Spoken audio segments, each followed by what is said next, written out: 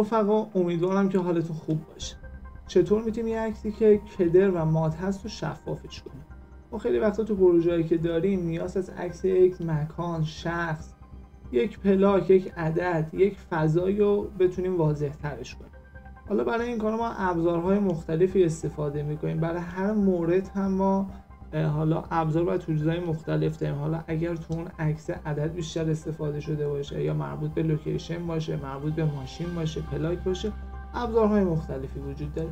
چیزی که بیشتر حالا الان ما می‌خوایم روش فوکوس کنیم عکسی هست که از یک شخص، حالا ممکنه از شبکه اجتماعی جمع‌آوری کرده باشیم یا از راه دور عکسی ازش تهیه کرده باشیم یا هر مورد دیگه ممکنه تو اینترنت باشه و عکس قدیمی باشه یا تار باشه، ما بخوایم اینو واضح‌ترش کنیم و چهرهش رو تشخیص بدیم.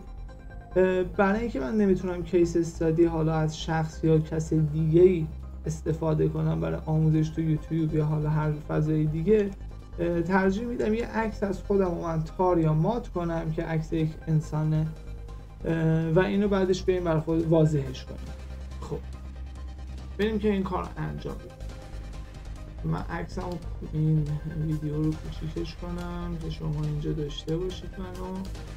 خب من یه عکسی رو اگر اینجا نگاه بکنید از خودم داخل فتوشاپ دارم و قصد اینو دارم که این عکس رو الان من توی فتوشاپ خیلی الان همینجا با همینو تارش کنیم و به ابزارها بدیم که اینو یه خورده برامون واضح ترش کنن و قابل تشخیص ترش کنن برامون. من ابزار بلور استفاده میکنم برای مات کردن چهرم. ببینید من انشاءالله اینو میکشم این چهره مات‌تر میشه. فرض که اصلا این چهره کاملا مات.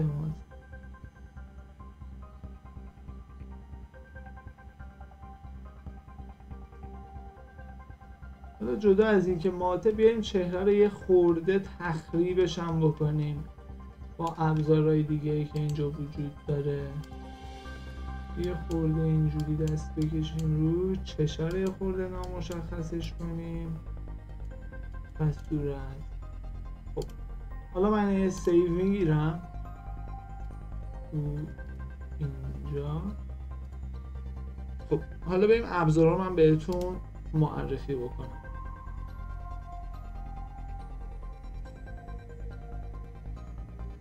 خب اولین ابزاری که داریم و احتمالاً همیشه هم ازش استفاده کردید داخل گوشی و جاهای دیگه، خود ابزار پیکس آرتیه که داریم. سایت مثل اینکه مشکل به یه نت من قطع شد. نگاه بندازم VPN رو قطعش کنیم، مجددا صفحه رو بازش کنیم.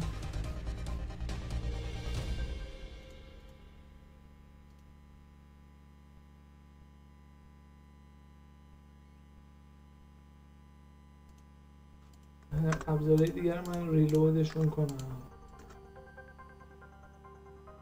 مطمئنشم کار میکنم. این VPN من وقت شد.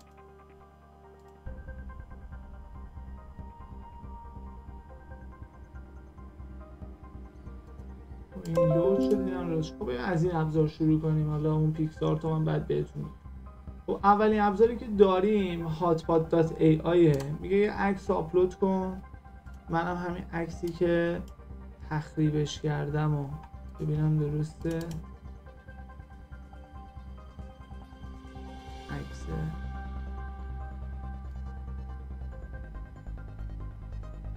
بله. خب من عکس رو بهش میدم، آپلودش میکنم، میگم برام ریستورش کن. منتظر اونم آپلود بشه.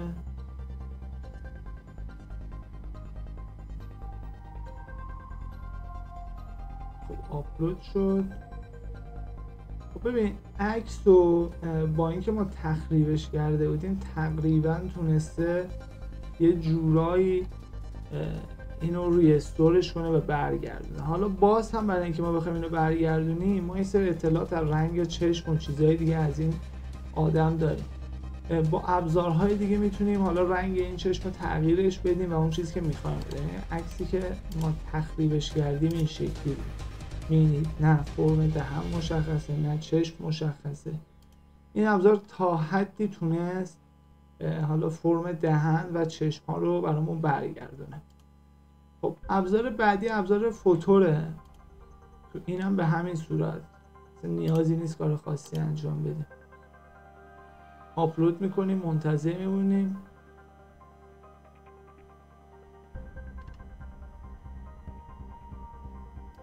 من استارت رو میزنم. تو وانچی هم همینطور، وانچی ai.com.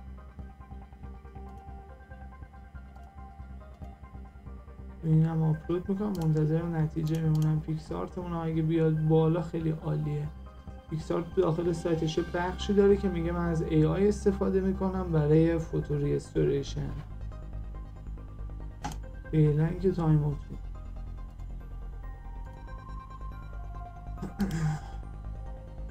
این دوتا ابزار هم ما منتظریم که کار رو انجام بده. این فعلا 70%. این چند تا ابزاری که خدمتتون معرفی کردم بیشتر برای تصویر یک شخص استفاده میشه، تصویر یک انسان.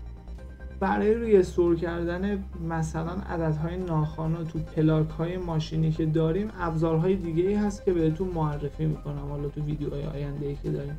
بیفور افتر این کار رو نگاه بکنیم. اینجا هیچی مشخص نیست از چهره تقریبا نامفهوم. اینجا یه جورایی اگر دقت بکنید حالت چشمای من رو تونست در حال درسته خورده این رنگ و این جور چیزا انگار با خونه کسی رو خوردیم و لبا قرمزه و صورت قرمزه، ولی فرم چشا رو تقریبا تونست در بیاره اگه دقت کنید.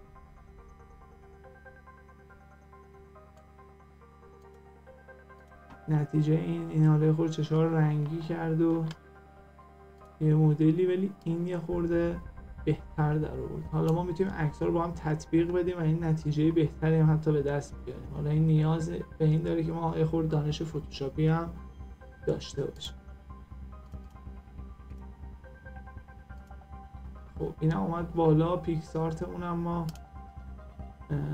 یه چک بکنیم ببینیم نتیجهش چی میتونه باشه.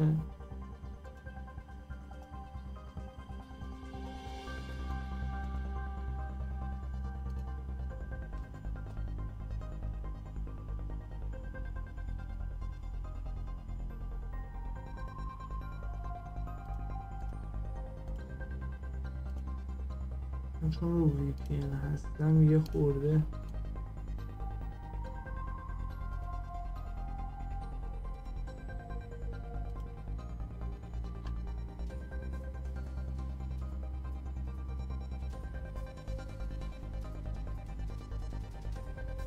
پیکسارتمون هم داره پروسس میکنه. این هم آماده شد. بنچی آی این هم تقریبا نتیجه این شکلی به ما داد.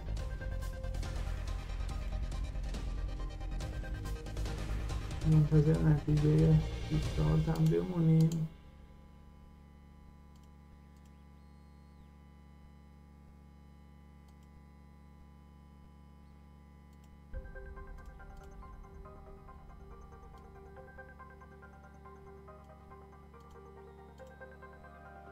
خب نتیجه پیکسارت هم تقریبا به این شکله. نتیجه بدی نداد، بهترین نتیجه برای پیکسارت بود و با نظر خودم با فوتور